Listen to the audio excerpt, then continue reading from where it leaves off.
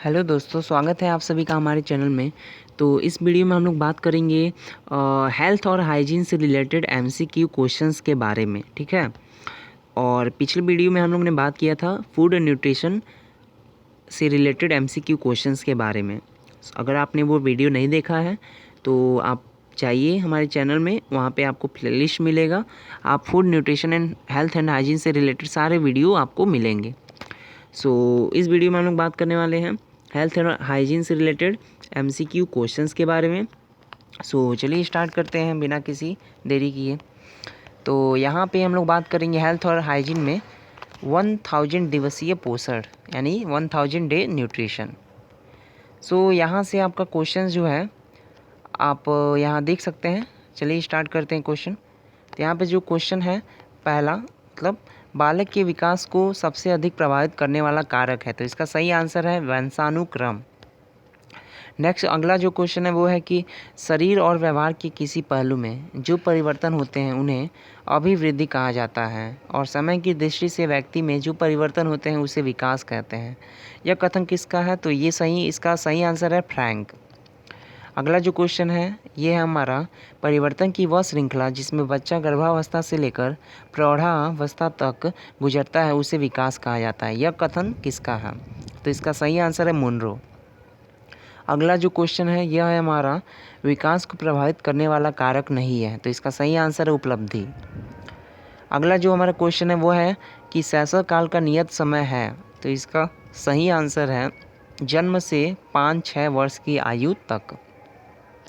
अगला जो हमारा क्वेश्चन है ये है कि विकास का अर्थ परिवर्तन की उस उन्नतिशील श्रृंखला से है जो परिपक्वता के एक निश्चित लक्ष्य की ओर अग्रसर होती है। यह कथन किसका है?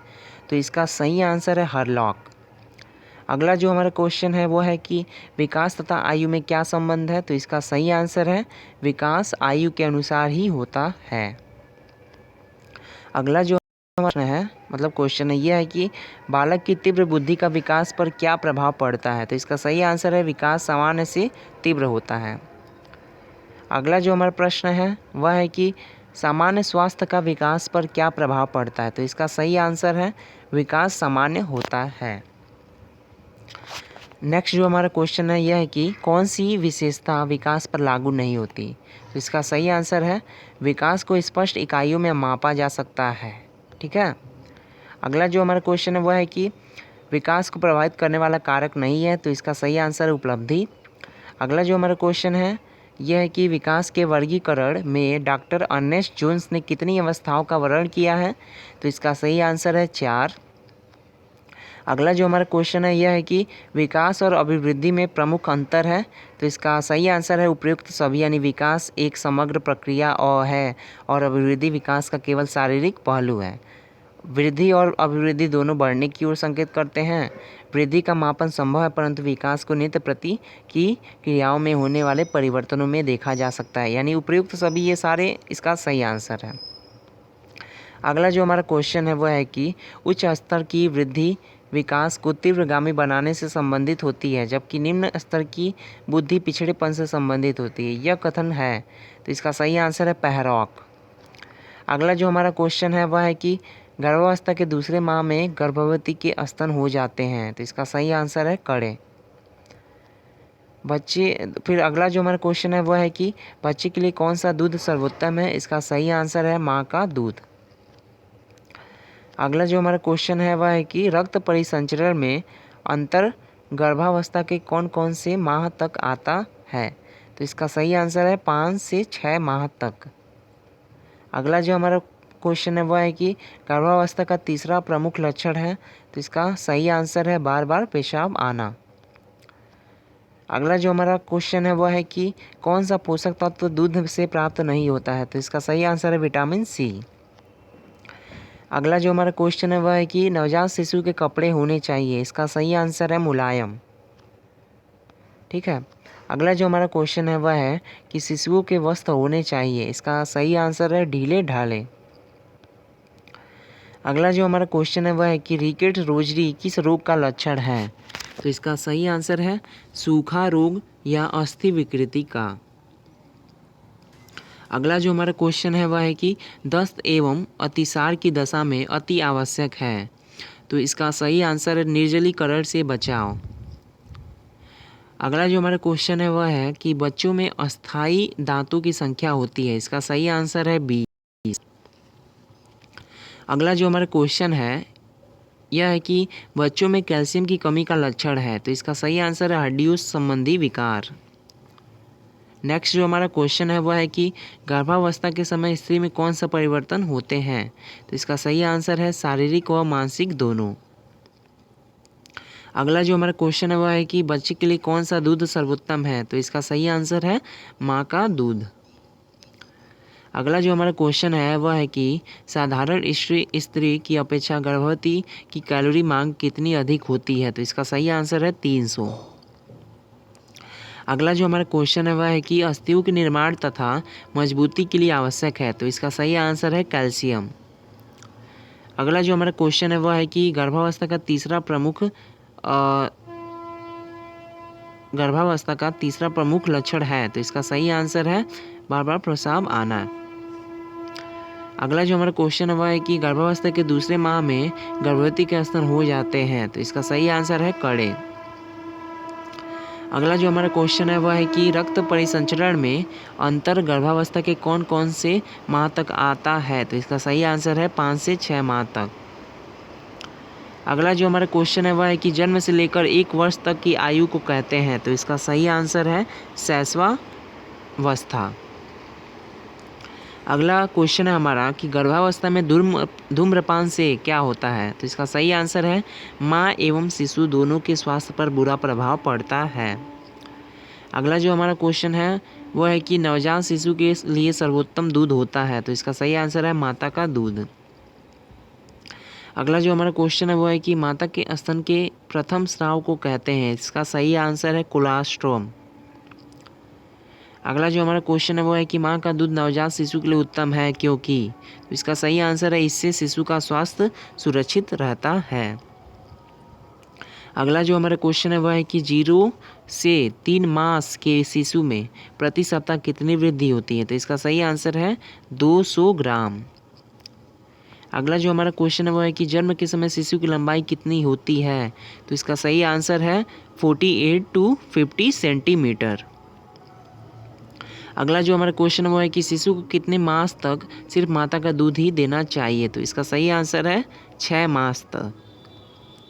अगला जो हमारा क्वेश्चन है वो है कि शिशु को अर्ध ठोस व ठोस आहार किस समय शुरू करना चाहिए। तो इसका सही आंसर है 7 से 8 मास। अगला जो हमारा क्वेश्चन वो है कि दूध के दांतों की संख्या होती है। तो इसका सही आंसर हम लोग का 20 है। ठीक है, आप इसको चेक भी कर सकते हैं, मतलब इसको आप लोग खुद भी देख लीजिएगा। ठीक है। अगला जो हमारा क्वेश्चन है वो है कि बालकों के कपड़े खरीदते समय ध्यान रखना चाहिए। तो इसका सही आंसर है उपयोगिता। अगला जो हमारा क्वेश्चन है वो है कि शिशु के स्वस्थ दांतों के लिए किस पोषक तत्व की आवश्यकता होती है।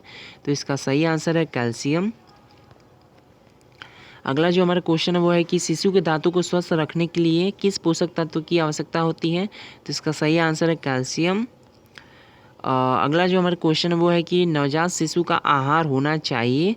तो इसका सही आंसर है माँ का दूध। अगला जो हमारा क्वेश्चन है वो है कि शिशु के लिए सर्वोत्तम दूध होता है। तो इसका सही आंसर है माता का दूध।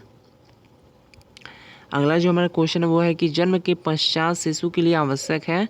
तो इसका सही आंसर है फेफड़े से श्वसन करना। अगला जो हमारा क्वेश्चन है वो है कि नवजात शिशु 24 घंटे में सोता है। तो इसका सही आंसर है 22 घंटे। अगला जो हमारा क्वेश्चन है वो है कि नवजात शिशु के लिए दूध पिलाने की बोतल साफ करनी चाहिए। तो इसका सही आंसर है उबाल कर। अगला जो हमारा क्वेश्चन है वो है कि जन्म के समय परिपक्व शिशु का औसत भार होता है। तो इसका सही आंसर है 3 किलोग्राम से 3.5 किलोग्राम। अगला जो हमारा क्वेश्चन है वो है कि अपरिपक्व शिशु वे कहलाते हैं जिनका वजन होता है। तो इसका सही आंसर है 2 किलो।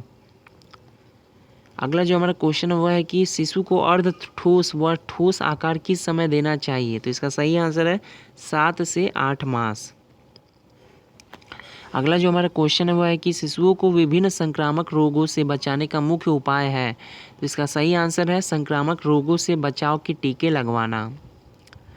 अगला जो क्वेश्चन है हमारा, शिशु का स्तनपान छुड़ाना चाहिए। तो इसका सही आंसर है 6 से 9 माह की आयु काल में। अगला जो हमारा क्वेश्चन है वह है कि पूरक आहार किस आयु के बाद शिशु को अनिवार्य रूप से प्रदान करना चाहिए। तो इसका सही आंसर है 6 माह के बाद।